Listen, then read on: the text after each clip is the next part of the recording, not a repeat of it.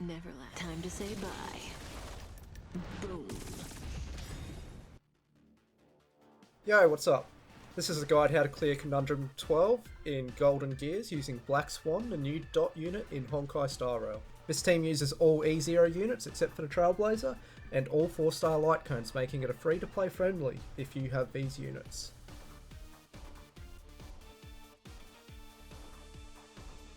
The damaging portion of this team utilises the synergy between Black Swan, Kafka and the Nihility path.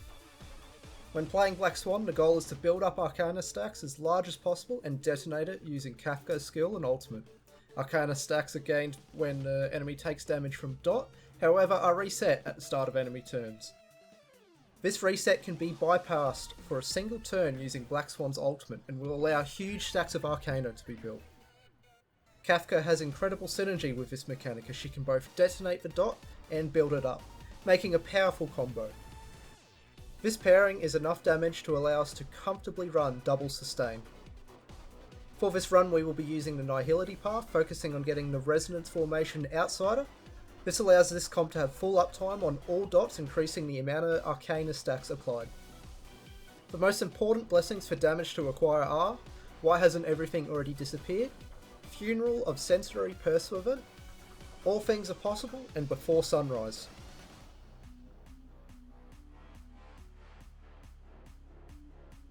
Damage is only one part of the equation. Surviving is equally important. The first sustain we run is Huo Huo, who is incredibly powerful in Simulated Universe due to the importance of Cleanse, and will trivialise a few of the bosses present. In addition, the energy charge from Huo Huo's ult makes this playstyle way more forgiving. The second sustain is the Fire Trailblazer, equipped with Landau's Choice Light Cone. This means whenever this character skills, they suffer less than half of the damage taken, even better if you actually level up the skill trace, but that is overkill. But the real power is the Taunt, that protects your team. Lastly, the constant shield application allows us to make use of the preservation blessings that require a shield. Combining these two sustains will trivialise single target nukes, dots and debuffs, as well as rot damage, meaning the only thing we have to survive are large AoE slams, which we will achieve with blessings. Prioritise any blessing that increases your effective HP by increasing your flat HP, defense, shields, or damage reduction.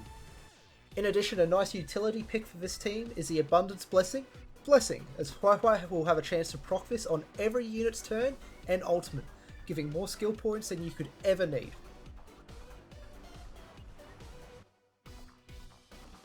So how do we play these units together? Kafka should use her skill every turn no matter what. Black Swan should use her skill every other turn in single target to maintain the defense shred debuff, or use skill every turn in AoE. If you have excess points in single target, then use the skill for a little bit of extra energy that it provides. Huo Huo should just maintain her passive, skilling every other turn, or in emergencies if you really need the healing. Trailblazer can just auto attack every turn, using Taunt only if the enemy is preparing a single target nuke or your team is an inch from dying. For ultimate, send Kafka ult on CD, but if you can line it up with Black Swan ult, then it will be a nice bonus, but more ults is going to be worth more than the perfectly lined up ult.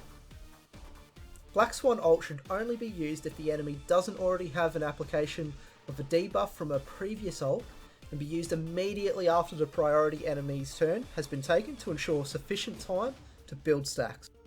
The ultimate goal is to chain Black Swan's ultimate after each round of enemy turns to maintain 50 stacks of Arcana. Huo Huo's ult should be used as soon as possible as long as both Kafka and Black Swan's ults aren't ready. Finally, the Trailblazer ult can be either used on CD or held if you want to use it for healing from Huo Huo.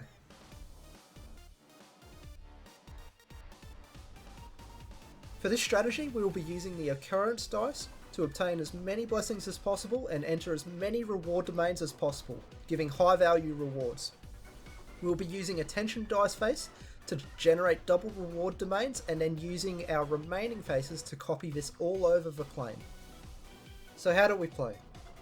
We will maximise our time in the first plane, generating as many double occurrence and reward domains as possible, setting up to make the rest of the run much easier. The goal in this first plane is to acquire our Path of Resonance while picking up extra survivability tools along the way. The first boss you should select purely on the weakness it will grant on the final boss, prioritising lightning and wind weakness, and settling for fire weakness. If you have trouble with this boss, it means you haven't picked up enough survival blessings or gotten the nihility resonance. Once in the second plane, we move as quickly as possible to the second boss, deviating only if there are extra reward domains or extra turns from the dice face. The goal is to reach the final boss with 0 to 1 turns left on the countdown. If you are faster, it means you might be leaving rewards on the table, while being slower means dealing with higher damaging abilities that can one-shot you on the final boss. For selecting the second boss, you need to decide based on the boss itself and the resilience extrapolation. First and foremost, avoid fighting Cocolia and the abundant Ebendir at all cost, as these two have extremely large AoE nukes that will ruin your run.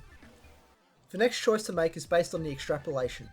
Avoid Abundance and Hunt if possible, as Abundance will cleanse your dots and heal the boss, extending the fight, while Hunt can be very dangerous with its ability to make the final boss act immediately after a resonance, setting up devastating combos.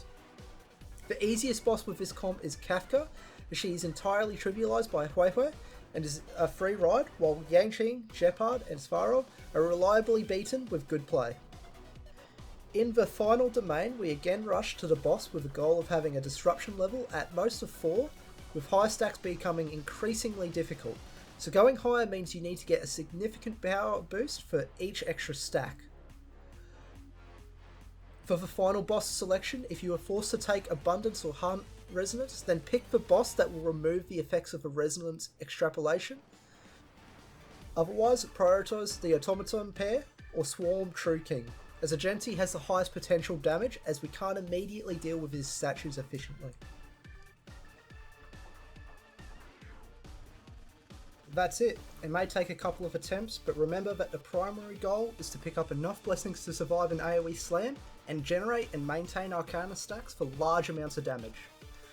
I've linked a video of the run if you're interested in following, and that's all for today. Catch us later.